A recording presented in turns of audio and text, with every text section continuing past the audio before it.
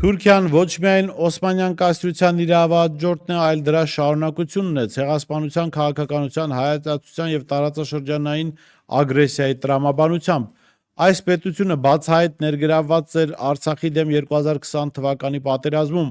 ապահովեց Ադրբեջանին դաշնակից բանակ, վարձկաններ եւ դրոններ, իսկ հետո հաղթական թափորի ժամանակ Էրդողանը Բաքվի փողոցներում փառաբանեց հայերի ցեղասպան Թայլատ Փաշային,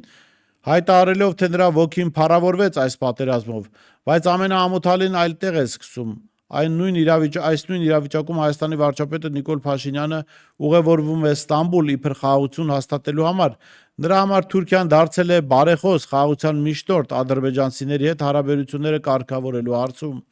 Այսինքն մի պետություն, որը մասնակցել է հայերի ցեղասպանությանը, հետո սատարել է նրանց հերթական ջարդին Արցախում, այսօր հանդես է գալիս որպես բարեկամական լուծումների հարթակ։ Սա արդեն քաղաքական անբարոյականություն չէ միայն, սա մարմնավաճառություն է, երբ ազգի արժանապատվությունը վաճառվում է հերթական քաղաքական գիշերվա դիմաց։ Որքան էլ Էրդողանը հերթական վիրավորական բանն ասի հայերի մասին, որքան էլ Ալիևը հերթական սպառնալիք հնչեցնի, Փաշինյանը կրկին պատրաստ է խոնարհվել, ժպտալ ու սպասարկել,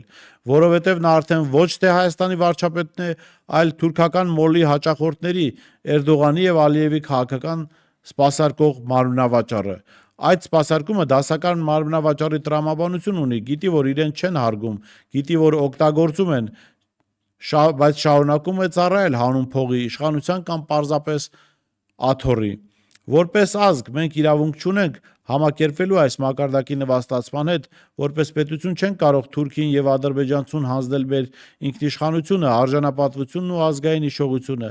իսկ որպես ժողովուրդ չպետք է հանդուրժենք այն ղեկավարին, ով պատրաստ է անպատվությամբ վաճառել մեր ազգային հիշողության ամենասուրբ շերտերը։